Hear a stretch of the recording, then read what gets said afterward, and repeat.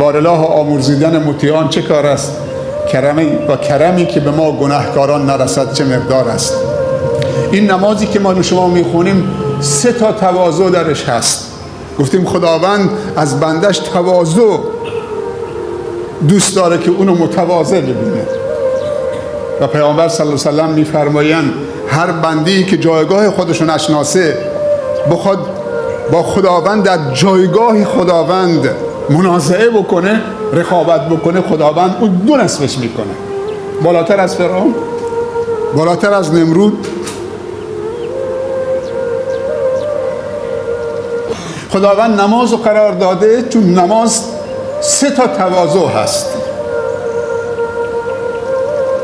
تواضع اول قیام هست، وقتی که تو با وضو و خلوص نیت و تمام وجودت رو به قبله می‌ایستی و میگی الله اکبر و بعد دست رو هم میذارید رو سینت میگذارید بدون حرکت، سکون و سکوت مطلق و با رب العالمین راز و نیاز میکنید و نگاهت موضع سجدت هست. این تواضع اول با ادب ایستادید.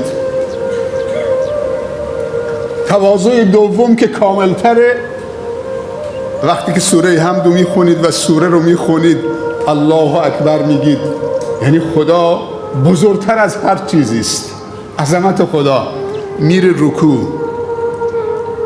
یعنی خم میشی، منحنی میشی، طوری که کمر صاف باشه که اگر یک فنجان آبی گذاشتن رو کمرت نیفته. این رکوع کامله.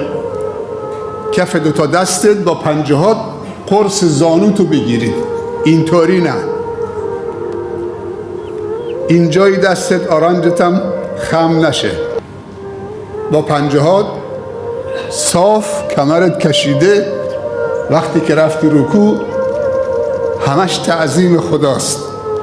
این تواضع دوم یه مرحله کامل تره. سبحان ربی العظیم و بحمده. اینجا خداوند رو به عظمتش یاد میکنید و پاک و منزه میشماریش و من در مقابل عظمت رب العالمین دارم کرنش میکنم و خم میشم. اینجاست که علما میگن هر کسی در مقابل رب العالمین به درستی تعظیم کرد و کرنش کرد و گفت سبحان ربی العظیم و بحمده، محاله که در مقابل چه بندگان خدا کرنش بکنه. عظمت و بزرگی فقط شایسته یک ذات و اونم رب العالمینه. پس در رکوع همش تعظیم خدا.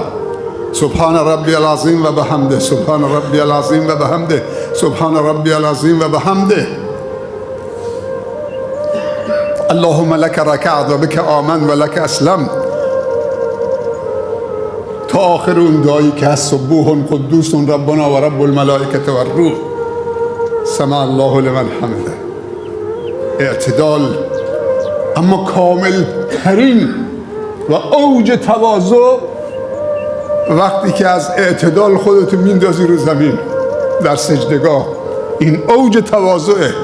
از اونجا دیگه تواضعی بالاتر وجود نداره. حالت سجده که عزیزترین نقطه بلند وجود تو بر خاک میمالید. نوک بینید همزمان با پیشونی، اینا باید هر دوتا هماهنگ در سجدگاه باشه.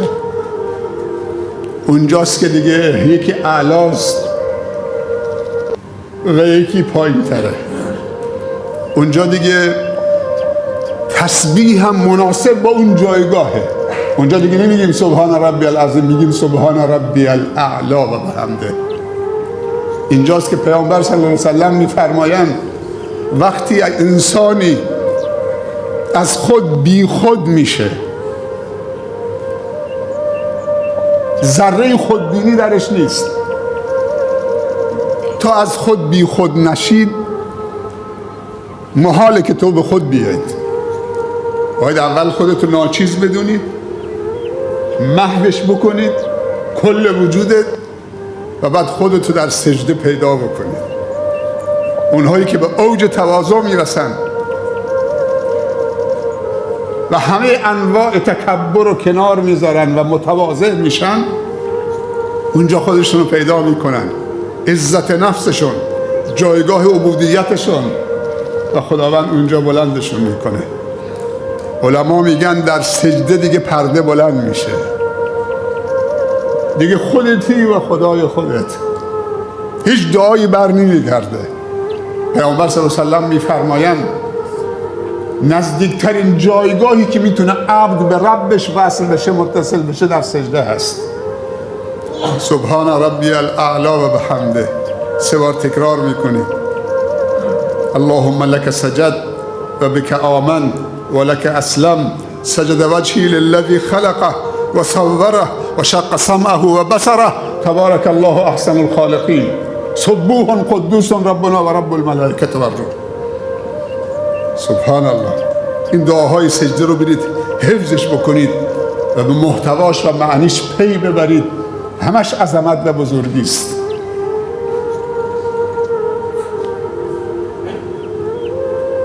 به خاطر همین نماز اینقدر اهمیت دارد، به خاطر تواضعی که در نماز هست. تواضع اولی قیام به سوی رب العالمین با ادب ایستادن، تواضع دوم رکوع و تواضع سوم سجده. دعایی که خدمت عزیزان گفتم، المؤمنین عایشه سوال کردند که یا رسول الله صلی الله علیه و سلم، اگر در شب قدر قرار گرفتم چه دعایی توصیه میکنید؟ گفت این دعا رو تکرار کن: اللهم انک عفو تحب العفو فاعف عنا، اللهم انک عفو تحب العفو فاعف عنا، اللهم انک عفو تحب العفو فاعف عنا.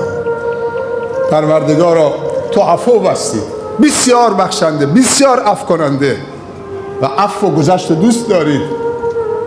خواسته من اینه که تویی که بسیار بخشنده هستید و عفو و گذشت دوست دارید، این بنده گناهکار تو ببخشید، عفو کن. همین امشب خدای تو بندگان زیادی غیر از ما دارید، اما ما غیر از تو ربی نداریم، فقط خودتی. ما رو به جای دیگه نفرست.